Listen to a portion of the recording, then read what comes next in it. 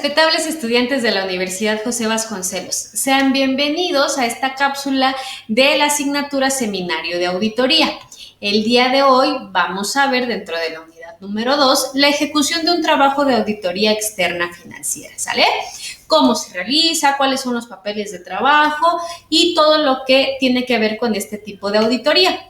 Lo primero que tenemos que saber es que a nosotros nos rige en el marco de esta actividad, además del código de ética que ya habíamos platicado, las normas internacionales de auditoría, donde me dice cómo tengo que realizar el procedimiento, cuál es la observancia que tengo que hacer, qué es lo que tengo que revelar de información, qué es lo que tengo que recopilar y cuáles son las características que tiene dicha auditoría. Vamos entonces a entrar de lleno con todos los elementos que tenemos que hacer. Acuérdense que hablábamos que nosotros al contactar al cliente de auditoría, pues básicamente le vamos a pedir toda la información. Si es una persona moral, desde su acta constitutiva, todo lo que tenga que ver con la información en materia fiscal, en materia mercantil, en materia legal en general, en cuestión de contratos, de convenios, relaciones laborales, todo lo que tenga que ver con el seguro social, es decir, toda la estructura, toda la información, necesitamos saber absolutamente todo. Porque acuérdense que nosotros, para poder determinar cuáles son las oportunidades de mejora a través de esta auditoría, pues necesitamos conocer a fondo la situación. Vamos entonces, ¿qué son los papeles de trabajo? Son todos los documentos, hoy por hoy físicos o digitales, que también las normas internacionales de auditoría me dicen cómo tengo que hacer esos documentos digitales para que tengan una validez como tal, y evitar cualquier tipo de error, pero sobre todo mala fe o dolo, ¿sale? ¿Cuáles son los primeros papeles de trabajo que nosotros diseñamos? Acuérdense que el acta constitutiva, los contratos y todos los documentos de contabilidad son elementos que la empresa tiene. A partir de eso nosotros vamos a comenzar a hacer nuestros propios papeles de trabajo, nuestros propios elementos. Entonces, los primeros que vamos a diseñar son los índices y las marcas de auditoría.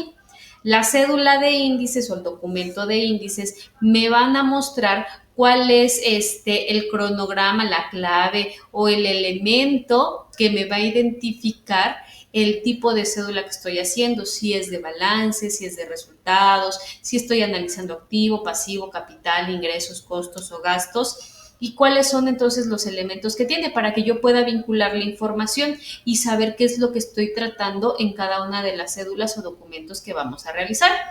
La cédula de marcas es aquella donde nosotros a través de signos vamos a determinar ciertas frases o ciertas características. Ejemplo, que sea cotejado, que está pendiente de revisión, que vamos a tener que hacer un cotejo entre facturas o que ya ha sido cotejado con facturas, que las sumas no cuadran o que las sumas cuadraron correctamente. Entonces, a través de estos símbolos, nosotros vamos a tener a bien estudiar los papeles contables y detallar estas marcas para que los auxiliares de auditoría y el mismo auditor comprenda cuál fue el tratamiento que llevó ese documento y cuáles son los elementos que tenemos que observar con mayor profundidad.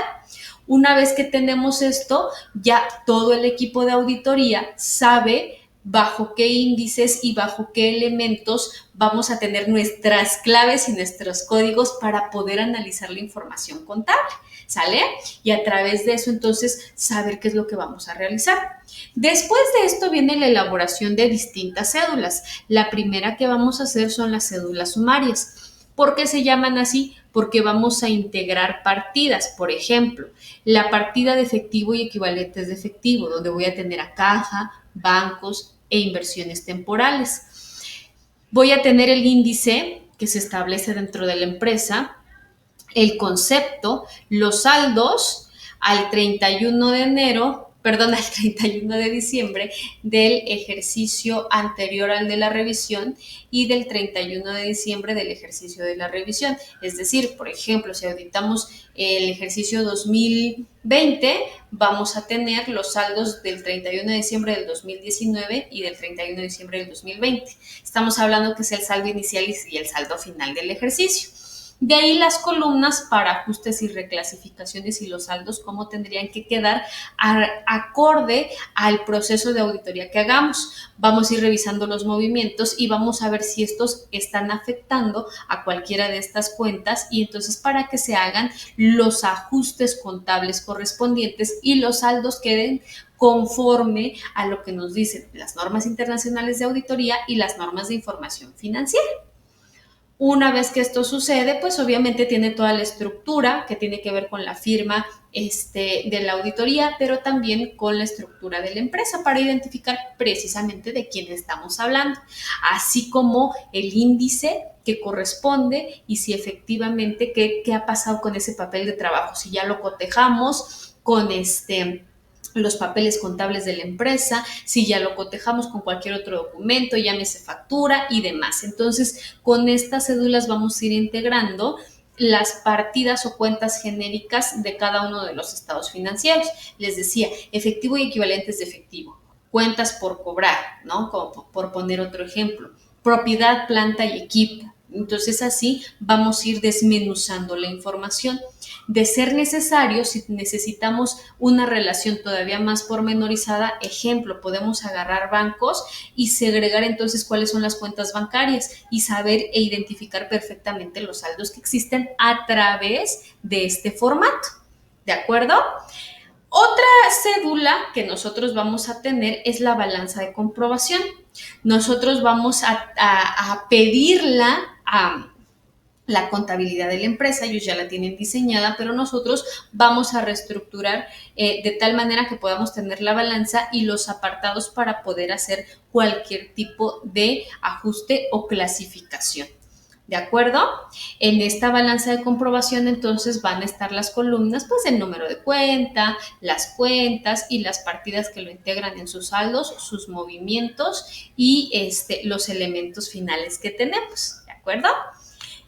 Una vez que también tenemos eso, vamos a nuestra cédula de revisión de gastos, donde tendrá nuevamente el número de la cuenta, cuál es la referencia o cuál es el nombre de la cuenta y cuáles fueron los movimientos dentro de ese ejercicio, para poder establecer también si efectivamente todo se está llevando a cabo de manera correcta. De tal manera que en auditoría identificamos los gastos, cuáles son los mayores, cuáles son los menores, pero también fíjense que aquí pasa algo bien interesante.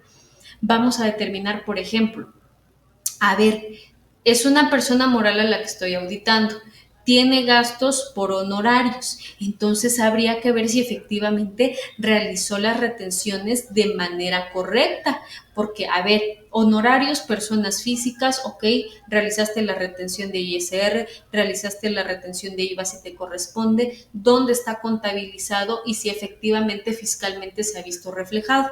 Entonces ahí ya triangulamos información gracias a esta cédula de revisión de gastos. Nos vamos a la última cédula, que es nuestra cédula de ajustes de auditoría y reclasificación. ¿Esto qué es? ¿Qué es esta cédula? Cuando realizamos ya toda la auditoría, nosotros tenemos que emitir nuestros propios estados financieros auditados y decirle al cliente de auditoría, mira, estos son los estados financieros que me entregaste y estos son los estados financieros que a través del estudio que hicimos determinamos que así debería de quedar. Entonces, te pedimos que por favor realices todos estos movimientos, tanto de ajustes como de reclasificación. Y aquí es donde viene un paréntesis bien grandote y vamos a identificar qué es un ajuste y qué es una reclasificación.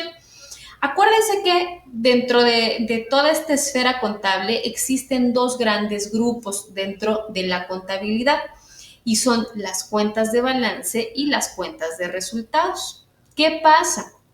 Los ajustes es cuando nosotros afectamos únicamente cuentas de balance, es decir, a ver, dieron mercancía a crédito y la contabilizaron como un documento por cobrar y no como un cliente. Vamos a ajustar y hacemos un movimiento virtual. Quito de los documentos por cobrar, o sea, hago un abono y un cargo a clientes. Y listo, lo ajustamos. La reclasificación es cuando el error que se cometió ya afecta al resultado, es decir, ya pega directamente al resultado de la pérdida o la utilidad determinada en el estado integral de resultados.